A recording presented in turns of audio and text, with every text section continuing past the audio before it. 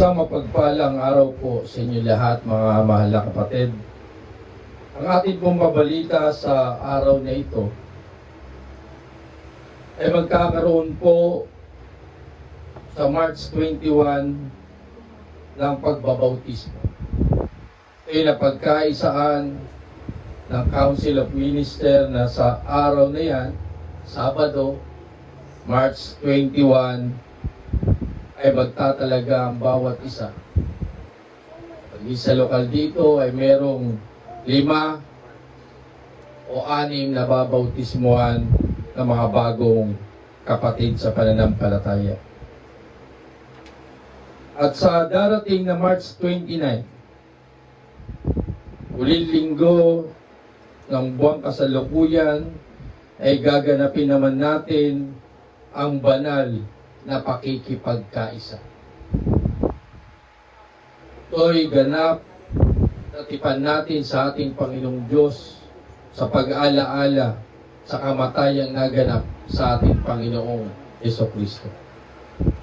Naway tumalaga ang bawat isa, bigyang pagpapahalaga ang araw na yan upang tayo'y makadalo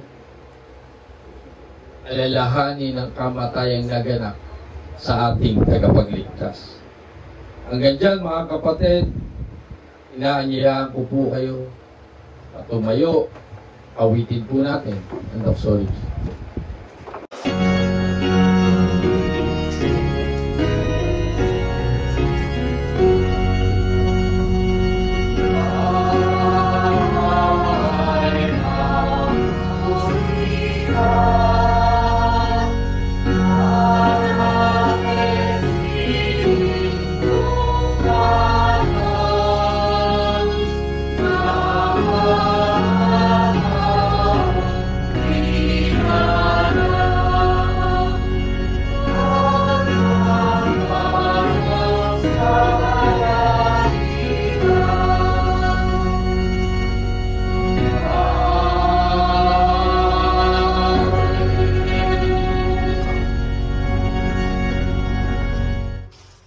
O Ama naming Diyos, siyang banal at makapangyarihan sa lahat. Sa umagang ito, Panginoon, tunay na ang bawat isa sa amin ay nagtalaga. Pinahalaga ng araw na ito upang minsan pa sambahin ka namin sa Espiritu at katotohanan. Naglaan kami ng mga awiting papuri sa iyo, Panginoon, upang luwalhatiin namin, dakilain namin, Panginoon, ang iyong napakabanal na pangalan. Maraming salamat, Panginoon, sa lahat ng iyong kabutihan, sa lahat ng iyong kagandahang loob sa iyong mga anak. Na lahat kami, Panginoon, ay patuloy mong pinagkakaluban ng buhay at kalakasan. Patuloy kaming nagtatapat sa aming paglilingkod. Maraming salamat din, Panginoon, sa minsang pananampalatayang kaloob niyo po sa amin. Tunay ang iyong mga pangako na hindi niyo po kami pinababayaan. Hindi niyo po kami pagkukulangin sa lahat ng aming buhay at paglalakbay. Saan man kami naroon, Panginoon, iniingatan niyo ang iyong mga anak. Iniiwas kami sa lahat ng uri ng kasamaan sa mundong ito. Patuloy kaming binibigyan ng kalakasan sa mga dumarating na mga pagsubok sa aming buhay at sa aming pananampalataya. Maraming salamat, Panginoon, na ibinabangon niyo ang iyong mga anak. Muli pinalalakas, Panginoon, na ang ilan sa amin ay nasa balik ng karamdaman. Ikaw ang aming tiwala, nasasamahan mo po kami upang ang bawat isa ay magtagumpay sa lahat na landasin ng aming buhay at pagtatapat. At sa araw na ito, Panginoon, patnubayan kami ng iyong Santong Espiritu sa gitna ng aming pagsamba. Siya ang aming tiwala na magtuturo sa amin ng iyong mga ginintuang aral upang bigisin kami sa tunay at ganap na pagkilala at pananampalataya sa iyo. Linisin, patawarin ang bawat isa sa amin sa lahat ng aming pong naigawad na pagkukulang at pagkakasala. Pagbaguhin niyo ang bawat isa sa aming maling landasin at katwiran ng aming mga buhay. Kundi matuto kami lagi sa iyo, Panginoon, sa iyong mga salita, na ito, Panginoon, ang magiging kalakasan at pagkain ng aming mga kaluluwa. Isang karunungang ganap, Panginoon, ang tanggapin ng iyong mga anak upang sa pagkaunawa namin ng iyong mga gabay at salita, matuto kami, Panginoon, na mamuhay ng may kabanalan sa lahat ng panahon na ipinagkakaloob niyo po sa amin. Kaya kapayapaan, pag-ibig ang maghari sa araw na ito, sapagkat ang lahat ng ito ay aming hinihiling at tunay na dinadalangin sa makapangyarihan ngalan ni Jesus na aming Panginoon at tagapagligtas. Amen.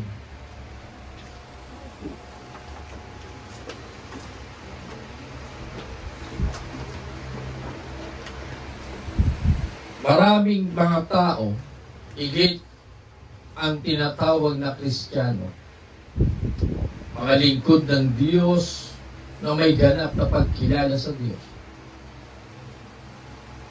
ang nagnanais na sa kanilang buhay igawan ang mabubuting gawa.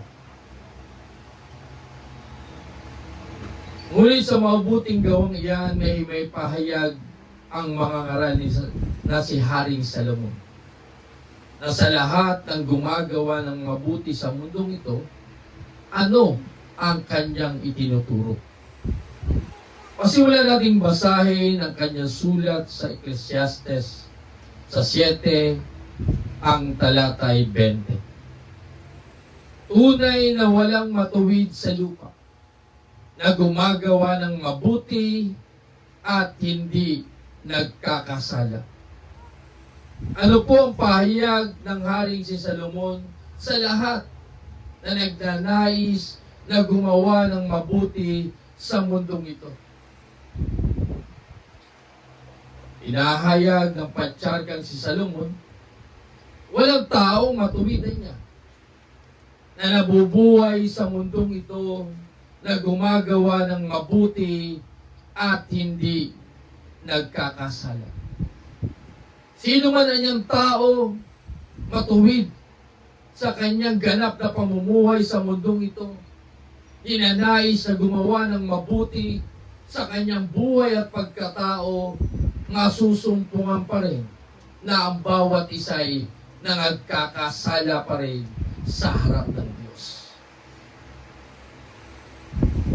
Bakit walang matuwid sa mundong ito na gumagawa ng mabuti at hindi nagkakasala?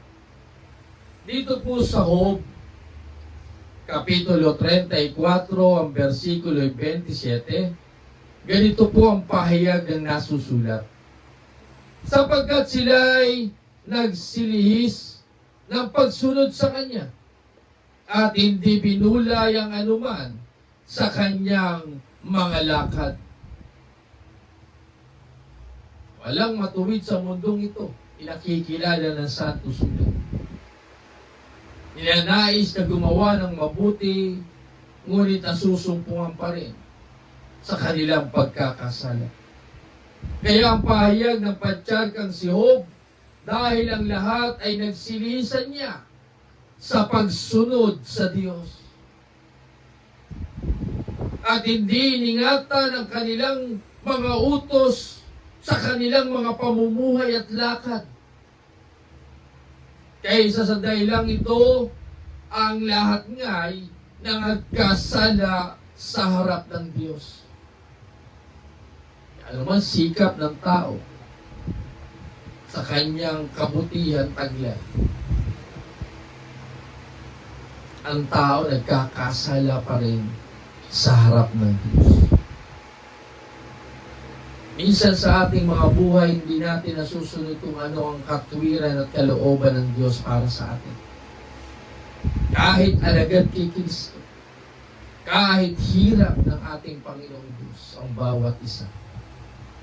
Iginagawad sa ating buhay at pagkatao na maging mabuti tayo sa lahat ng panahon ng ating paglilingkod. Ngunit nasusumpungan pa rin tayo na lumilihis sa pagsunod sa kanyang kalooban.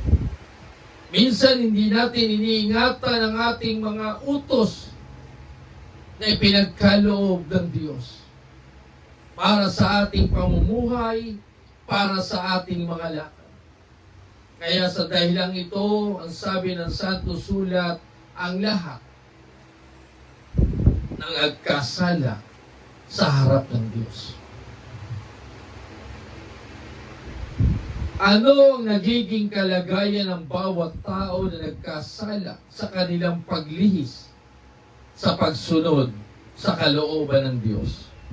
Dito po sa Juan sa 8, ang talatay 34. Sinagot sila ni Jesus, katotohanan sinasabi ko sa inyo, ang bawat nagkakasala ay alipin ng kasalanan. Ano po yung nagiging kalagayan ng bawat tao na nagkakasala sa kanilang paglihis sa pagsunod sa ating Panginoong Diyos? Sabi ng Santo Sulat, ayon sa pagtuturo mismo ng ating Panginoong Jesucristo, ang bawat anya na nagkakasala ay alipin ng kasalanan.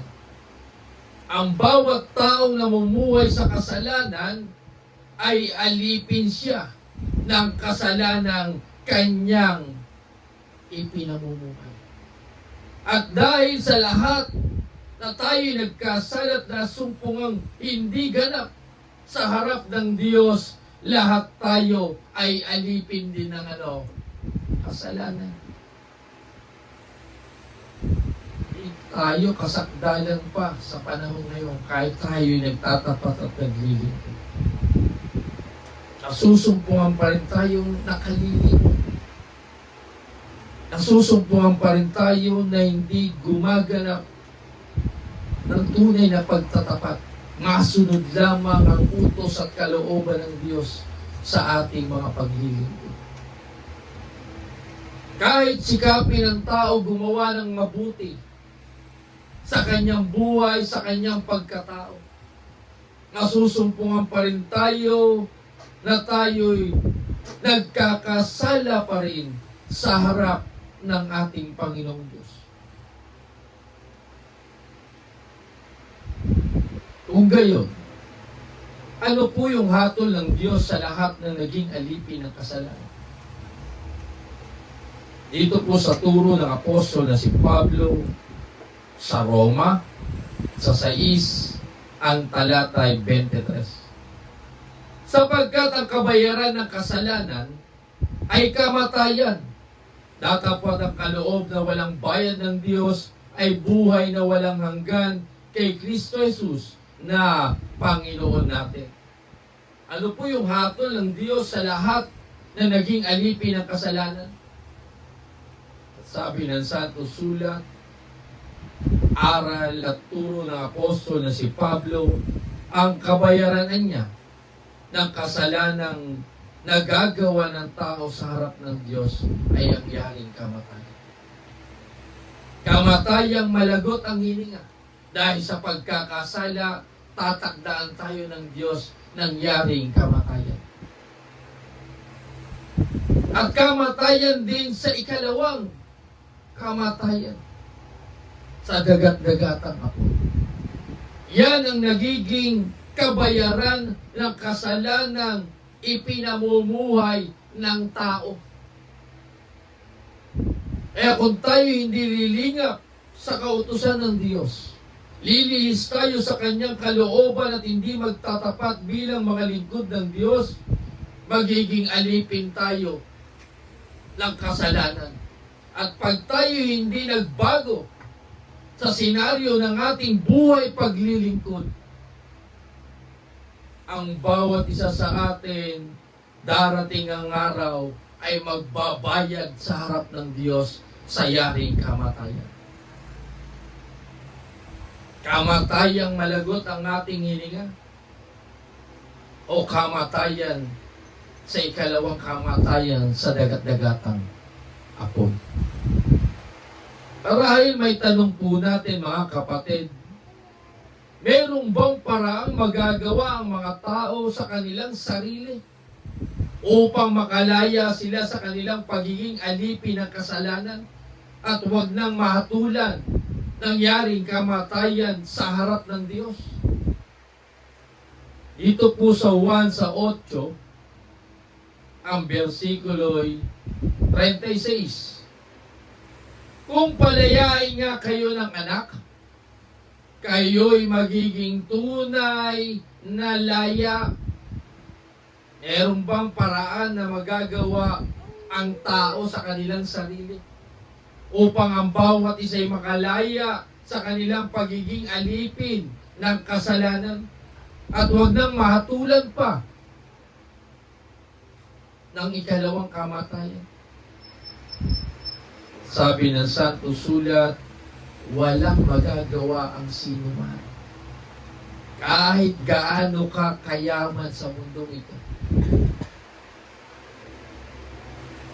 gaano man ang iyong talino sa mundong ito, gaano man ang lawak ng iyong kapangyarihan sa mundong ito, walang magagawa ang sinuman upang siya'y makalaya sa pagiging alipin ng kasalanan. Maliban na kung palayain sila ni Kristo, ayon sa nasusulat, sila ay magiging tunay na laya. Si Kristo ang dahilan. Si Kristo ang susi ng lahat ng pagiging tunay na malaya ng bawat tao sa yaring pagkaalipin sa kasalanan. Kaya mahalaga sa buhay ng isang Kristiyano na nais magbago, lumingap sa debosyon ng paglilingkod, makilala niya sa kanyang buhay kung sino si Kristo.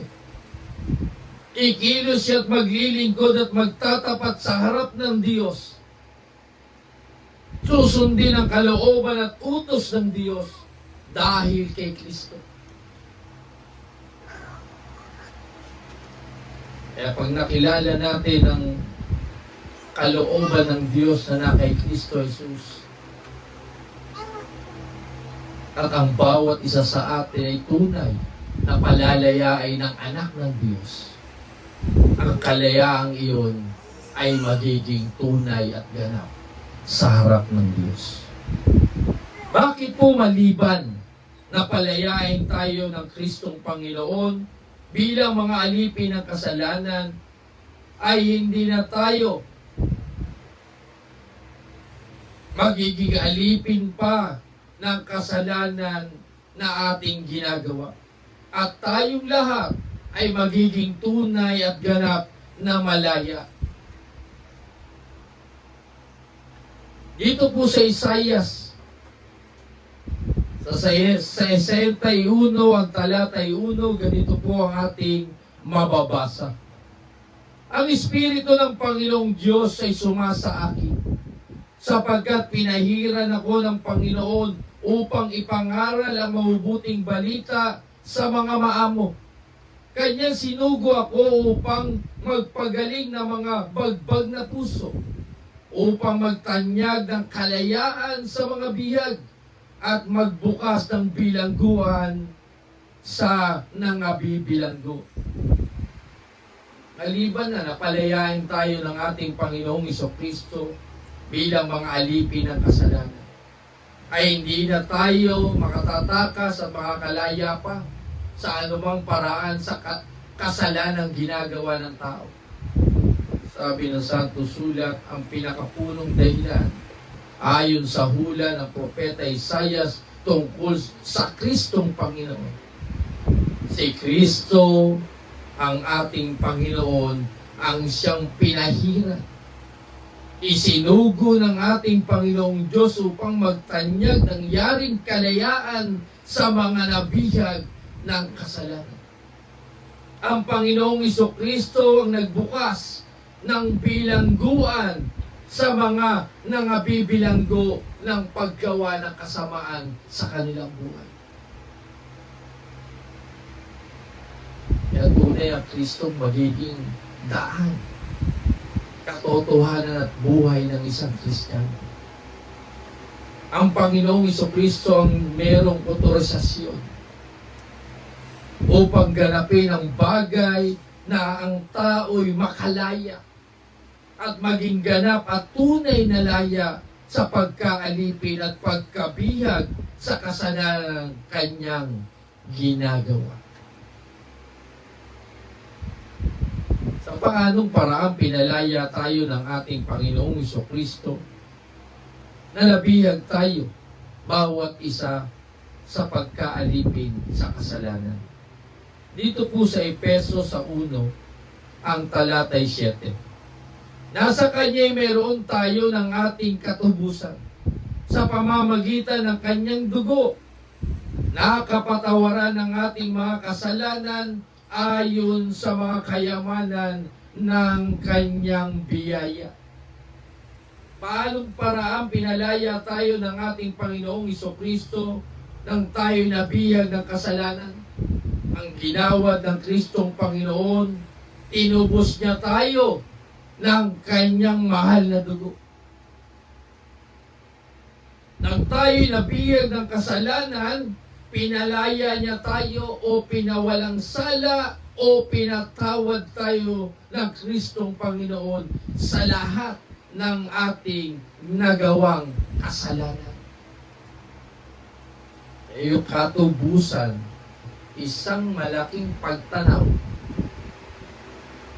ng malaking utang na loob sa Kristong Panginoon na tayo lihis sa katotohanan, lumalakad sa kadiliman ng buhay, hindi natin alam kung anong mabuti, naaayon at nakalulugod sa harap ng Diyos.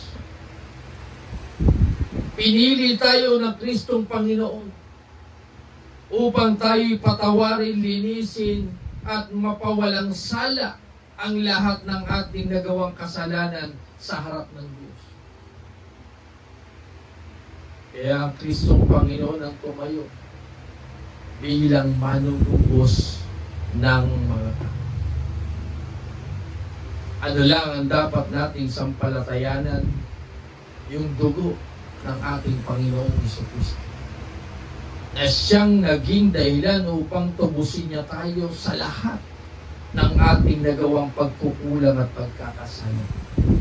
Ito ang naging dahilan upang mapalaya ang bawat isa sa atin sa pagkaalipin o pagkabihag ng kasalanang ating ginagawa sa ating mga buhay.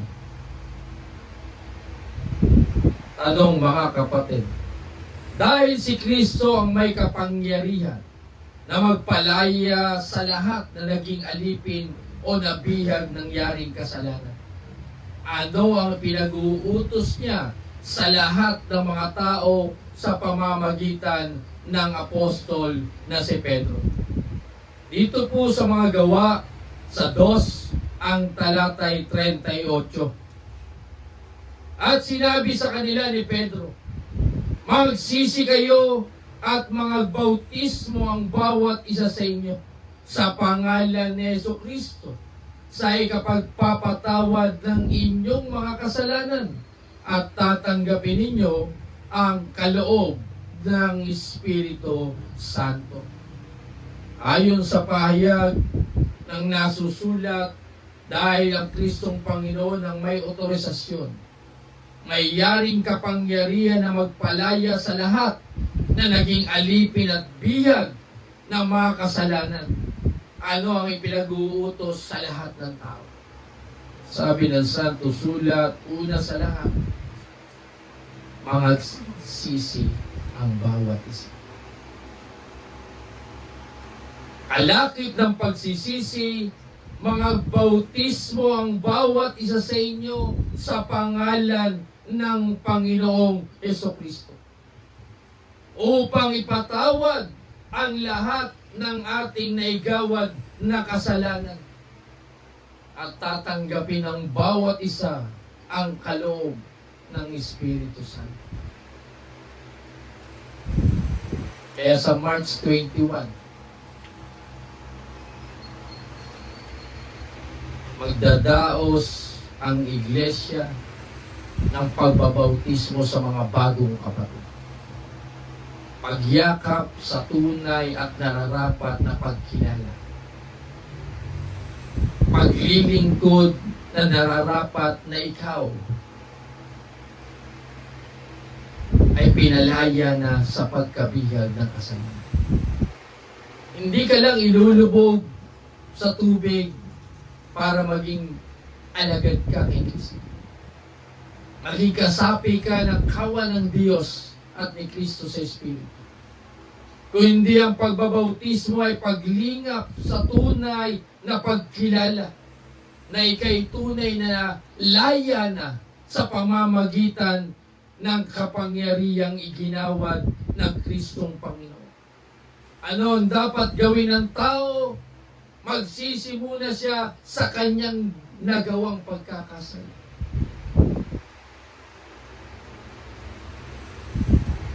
At ang kasunod nito, isang pagtanggap sa bautismo bilang tunay at ganap na lilingap sa paglilingkod sa harap ng Diyos. Ano po ang sinasabi ng apostol na si Pablo? Dahil napalaya na tayo sa ating pagiging alipin ng kasalanan sa pamamagitan nga ng bautismo. Dito po sa Roma sa 6, ang talata ay 22.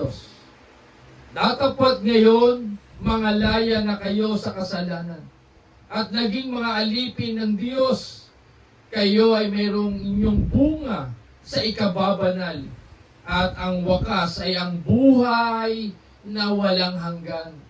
Ng senaryo ng buhay ng paglilingkod ng isang ganap na Kristiyano. Pagtapos niya magsisi, tanggapin niya sa harap ng Diyos na siya'y meron ng desisyon sa kanyang buhay na sumunod sa Kristong Panginoon. Bilang alagad, magdi-decide siya magpabautismo. At ang bunga nito sa kanya, kalayaan niya sa kasalanan at sa pagiging alipin ng kasalanan. At siya'y nakalaya na, nagiging tunay na siyang alipin ng ating Panginoong Diyos. Kaya ang resulta sa kanyang buhay, isang bunga ng ikababanal niya sa kanyang pagtatapat at paglilingkod.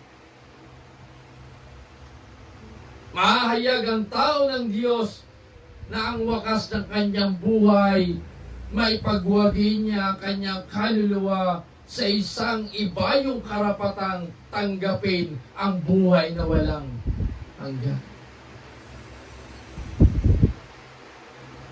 Maraming tao gustong maging alagad kay Kristo kaya nagpapabautismo.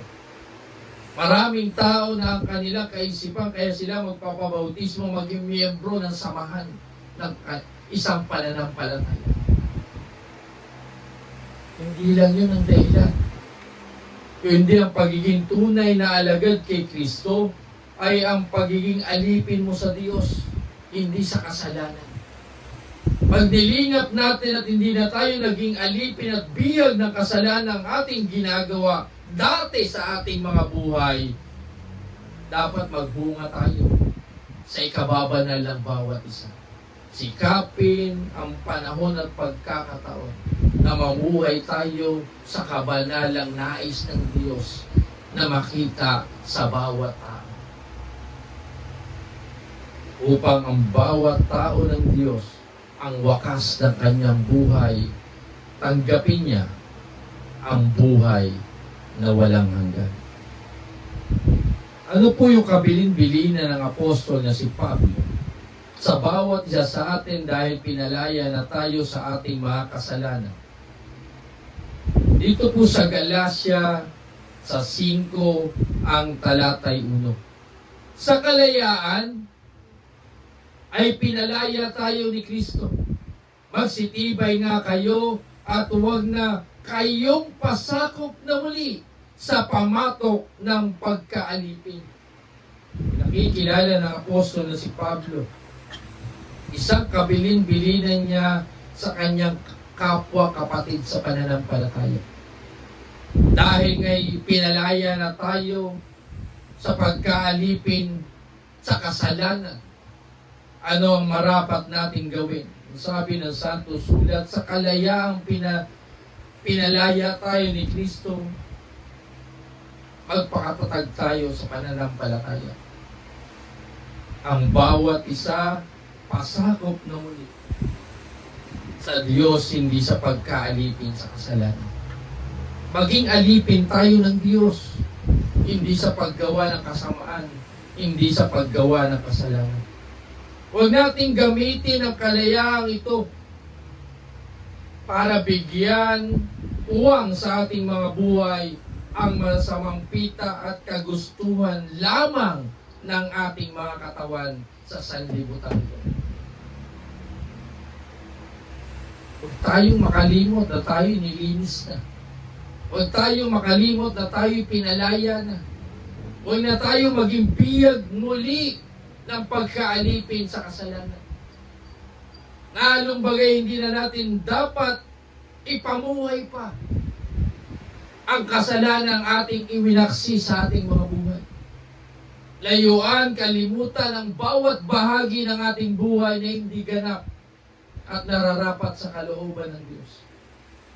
Kundi ang ating gawin, tayo sa kalayaang tinanggap natin sa Panginoong Jesucristo, maging matatag tayo sa pananampalatayang kaloob ng Diyos. Mamuhay tayo sa kalayaan na nararapat at huwag nating gawin ang kalayaang ito upang bigyan puwang ang masamang bagay at kagustuhan lamang ng ating katawan sa masamang sanlibutan at pamumuhay. Ano po ang babala ng Panginoong Hesus sa lahat ng mga tao sa iba't ibang bansa na hindi sumasampalataya na siya ay sinugo ng Diyos upang magtanyag ang Kristong Panginoon ng tunay na kalayaan sa mga nabihag na alipin ng yaring kasalanan. Dito po sa 1 sa 8, ang talatay 24, huling sitas na ating pong babasahin. Sinabi ko nga sa inyo na kayo'y mga mamatay sa inyong mga kasalanan, sapagkat malibang kayo'y magsisampalataya na ako nga ang Kristo, ay mga mamatay kayo sa inyong mga kasalanan. May babala po na pinahayag ang ating Panginoong Jesucristo sa lahat ng tao na sa mandako at bansa sa mundong ito na hindi sila sumasampalataya na si Kristo ang sinugo ng Diyos, pinahiran at binigyan ng karapatan na magtanyag ng kalayaan sa mga nabihag ng yaring kasalanan. Ang payag ng Kristong Panginoon, kayo anya ay mga mamatay sa inyong mga kasalanan. Ngaliban na kayo'y magsisampalataya na ako nga ang Kristo, mga mamatay kayo sa inyong mga kasalanan. Ay pagkilala kay Kristo mahalaga sa isang buhay Kristiyano. Sa isang hirang at pinili upang ikay palayain sa kasalanan at hindi ka na maging bihag ng kasalanan na ating ginagawa sa ating buhay. Pag hindi natin kinilala ang Kristong Panginoon na siyang pinahirang, sinugo at binigyan ng karapatan at kapangyarihan ng Diyos upang itanyag ang kalayaan ng bawat tao sa yaring kasalanan, mamamatay tayo, taglay-taglay pa rin natin ang kasalanang ating ginagawa at nagawa sa ating mga buhay.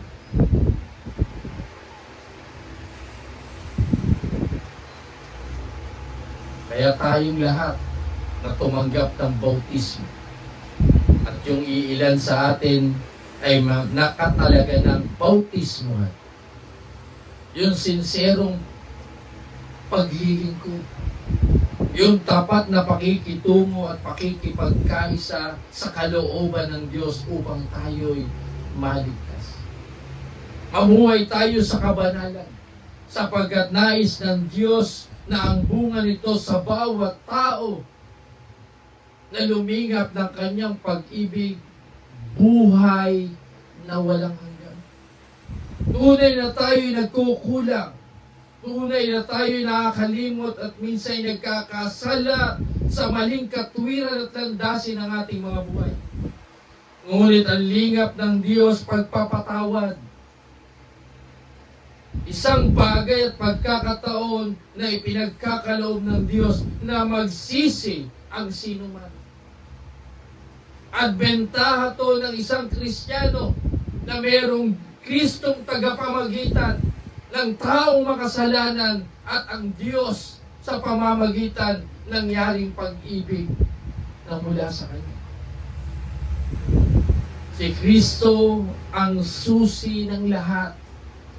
Ang Kristong Panginoon ang siyang puno ng kaligtasan. Siya ang binigyan ng karapatan at pinahiran ng Diyos upang itanyag hindi lamang sa panahon ng nakaraan, ngayon at maging sa darating at sa susunod na henerasyon na maitanyag ang kalayaan at pagkabihag sa pagkaalipin ng yaring kasalanan. Kaya ang tao kung gusto magsisi, makikita sa hayag ng kanyang gawa. Kung gusto niya maging mabuti siya sa harap ng Diyos, ipakilala niya ayon sa pananampalatayang kanyang natutunan kay Kristo. Anumang bagay na iginagawa at pinagsisikapan nating ipakilala sa Diyos, lahat niyang gagantimpalaan ng Diyos para sa buhay na tunay. Nais lang ng Diyos maging tapat tayo sa pagkilala sa kanyang bugtong na anak. Pahalagahan natin na may Kristong Panginoon, na may kakayanan at kapangyarihan na yung pagiging alipin natin ng yaring kasalanan, kaya niya tayong palayain upang maging ganap na mga alipin ng Diyos sa tapat nating paglilingkod sa buhay na ito.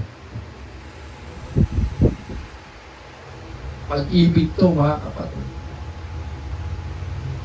isang bagay na dapat nating kakitaan ng pagmamalasakit, pag-ibig at isang pagpapahalaga ng Diyos sa bawat tao. Sino man tayo sa mundong ito, anumang antas ang buhay meron tayo, gaano man tayo kalawak ang ating kapangyarihan at karunungan, kung hindi natin kilala ang Kristong Panginoon, walang kabuluhan sino man tayo sa buhay niya.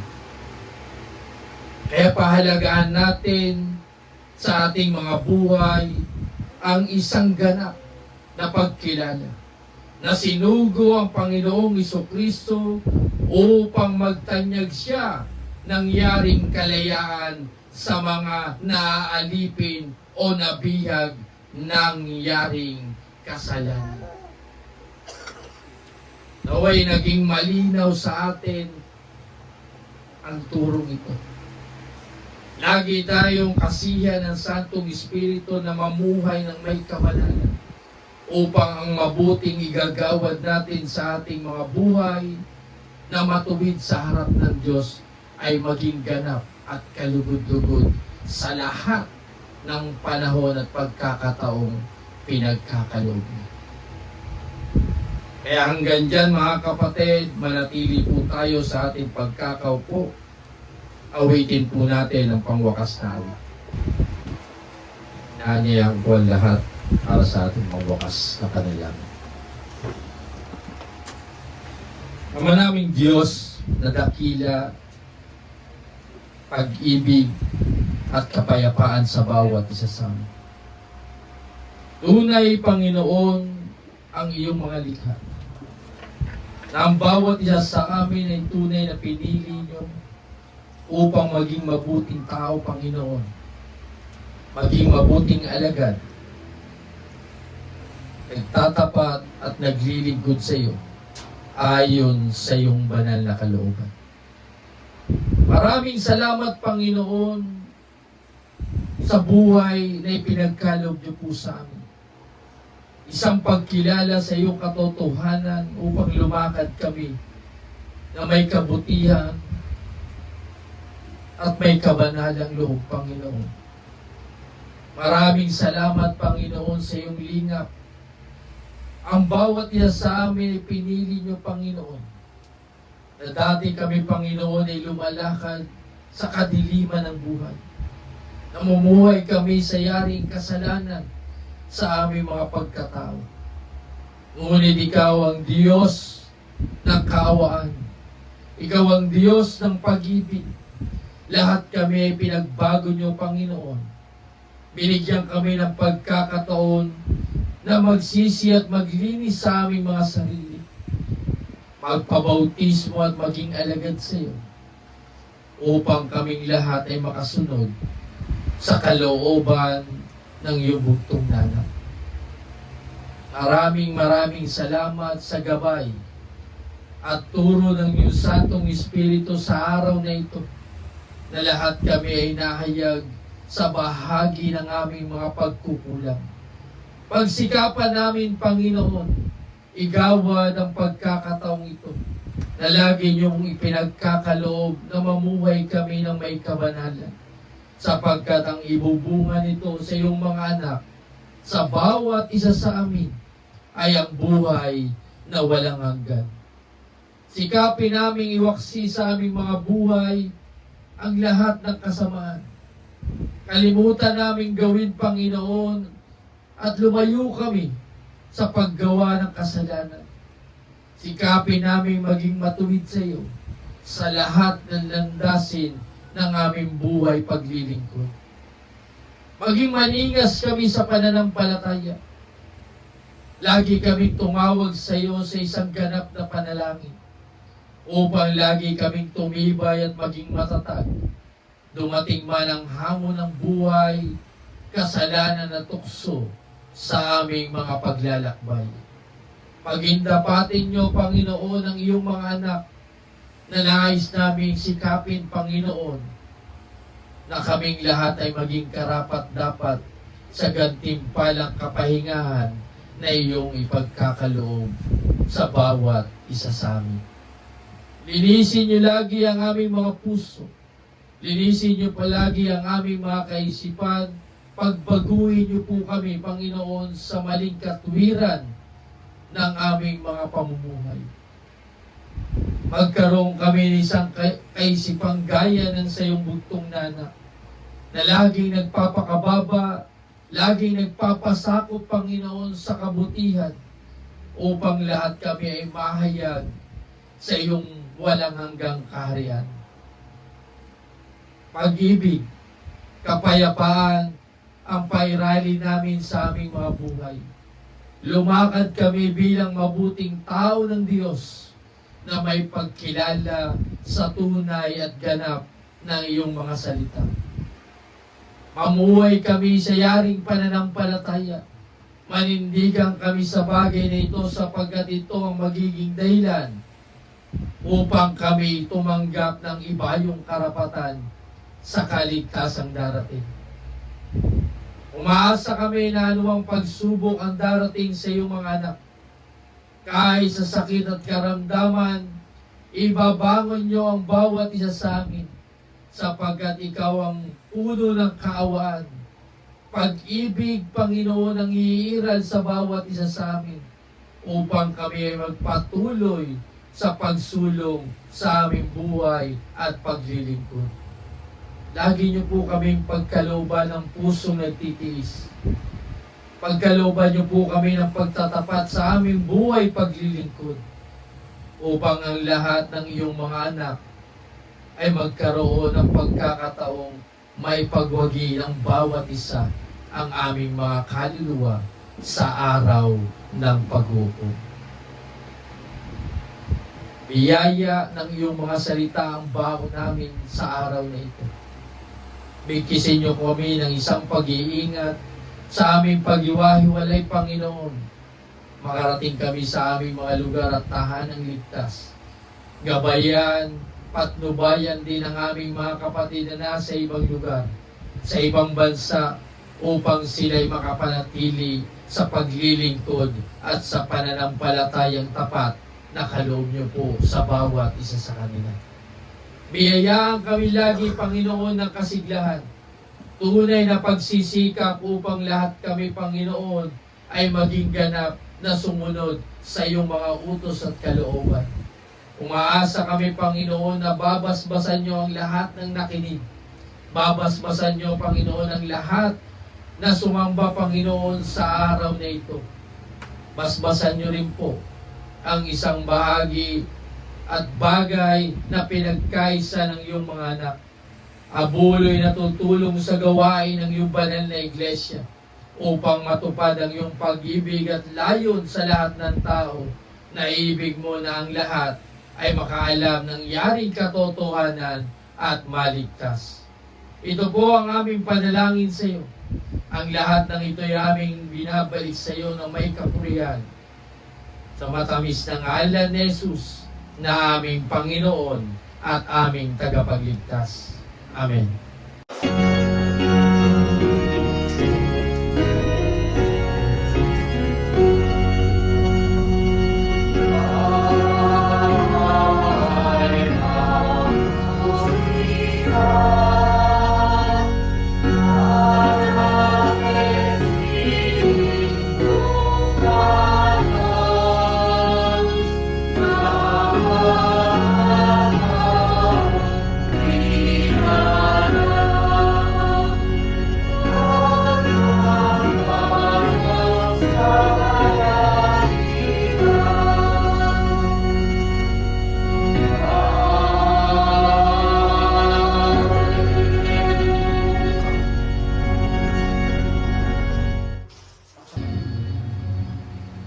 Ang mga biyaya at pagliligtas ng ating Panginoong Jesucristo, ang pag-ibig ng Amang sumasalangit, at ang pakikilakip ng Santong Espiritu ang sumapuso nating lahat, mula ngayon at magpakailanman.